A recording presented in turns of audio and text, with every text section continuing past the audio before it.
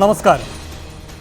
മൂന്നാർ ദൗത്യം മുടന്തിയതിൻ്റെ പേരിൽ മുറിവേറ്റ് കിടക്കുകയായിരുന്നു VS എന്ന സട കൊഴിയാത്ത സിംഹം.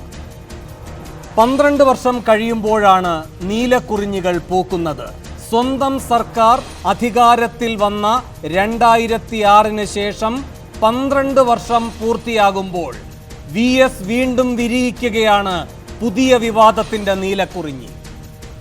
എസ് രാജേന്ദ്രൻ MLA ഭൂമാഫിയയുടെ ആളാണെന്ന കാര്യത്തിൽ സംശയമുണ്ടോ എന്ന് VS.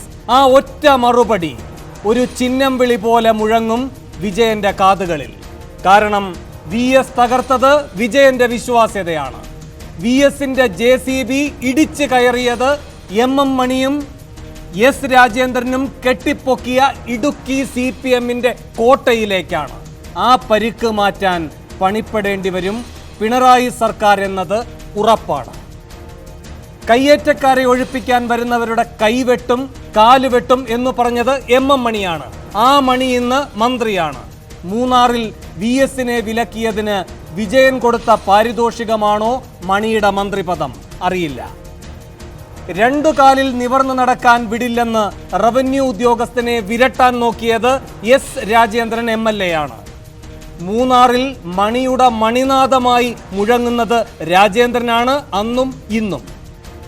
രാജേന്ദ്രന്റെ പട്ടയം രാജേന്ദ്രനോട് മാത്രം ചോദിച്ച് വ്യാജമല്ലെന്ന് വിളിച്ചു പറഞ്ഞതും VS വിരോധത്തിന് വിജയൻ കാട്ടിയ വിജയ ചിഹ്നമാണോ അറിയില്ല. ആ രാജേന്ദ്രനെ കള്ളപ്പട്ടയക്കാരനും കയ്യേറ്റക്കാരുടെ കണ്ണിലുണ്ണിയുമായി കരുതേച്ച് കാണിച്ചു VS ഇന്ന്. ആ മണിയെ കയ്യേറ്റക്കാർക്ക് വേണ്ടി മന്ത്രിക്കുപ്പായമിട്ട് വിളിച്ചു കൂവുന്നവനെന്ന് കടത്തി പറഞ്ഞു VS ഇന്ന്. ഇരുവരെയും നിലയ്ക്ക് നിർത്തുകയാണ് ഇടതു സർക്കാർ ചെയ്യേണ്ടതെന്ന കർത്തവ്യം ഓർമ്മിപ്പിച്ചു VS ഇന്ന്. മൂന്നാർ മാഫിയയുടെ മുന്നണി പോരാളി മന്ത്രിസഭയിൽ ഞെളിഞ്ഞിരിക്കുന്നെന്ന് VS വിളിച്ചു പറയുമ്പോൾ വില പോകുന്നത് പിണറായി വിജയനാണ്. VS വെടിപൊട്ടിച്ചെന്ന് വിജയൻ അറിയാം, കൊള്ളേണ്ടിടത്ത് കൊണ്ടെന്ന് VSനും അറിയാം. കയ്യേറ്റക്കാർ കയ്യേറിയോ പിണറായി സർക്കാരിനെ എന്ന് VS തന്നെ സംശയം ഉന്നയിക്കുമ്പോൾ 6 ചോദ്യങ്ങളാണ് സൂപ്പർ പ്രൈം ടൈം ചോദിക്കുന്നത്. 1. എസ് രാജേന്ദ്രനെ ഭൂമാഫിയക്കാരനാക്കി VS വെല്ലുവിളിക്കുന്നത് പിണറായി വിജയനെയോ? 2. കയ്യേറ്റക്കാരുടെ മന്ത്രിയാക്കി മണിയോട് വീട്ടുന്നത് മധുര പ്രതികാരമോ? 3.